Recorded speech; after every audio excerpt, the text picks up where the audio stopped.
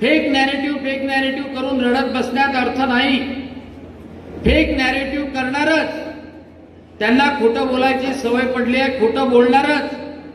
आता नुसतं एकटे ते खोटं बोलणार नाही, त्याने तो कुत्रे सोडले अंगावर, कुत्रे सोडले अंगावर। एक श्याम मानवच्या रूपात सोडला की देवेंद्र फडणवीसाबद्दल वाईट वाईट बोल, एक मनोज जरांगे सारखा सोडला, माहित आहे ना मनोज जरांगे सारखा सोडला की काही बोलू नको।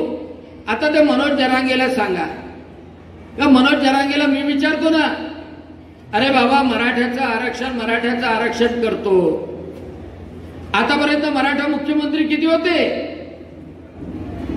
यशवंतराव चव्हाण होते, शंकरराव चव्हाण होते, वसंतदादा पाटील होते, अशोक चव्हाण होते, पृथ्वीराज चव्हाण होते। आणि ज्याच्या सांगण्यावर तू बोलतो आहे तोही 83 वर्षाचा म्हातारा कधी ना कधी मुख्यमंत्री होता का नव्हता?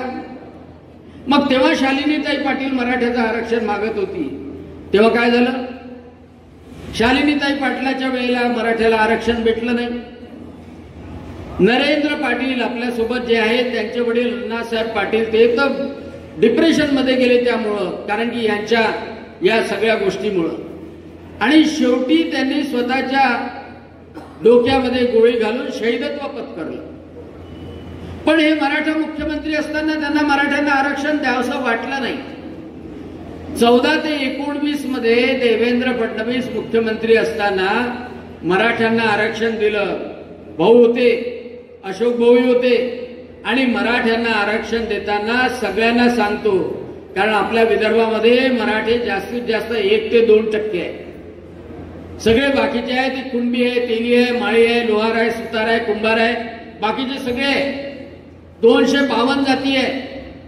पण देवेंद्र फडणवीसांनी एक चांगलं काम केलं ते तुम्ही लक्षात ठेवलंच पाहिजे, की मराठ्यांनाही आरक्षण दिलं होतं आणि ओबीसीच्या आरक्षणाला धक्का लावला। मोठ्याने सांगा, धक्का लावला का नाही? धक्का लावला नाही। आपल्याला फोडणं आवश्यक आहे, गैरसमज पसरवणारच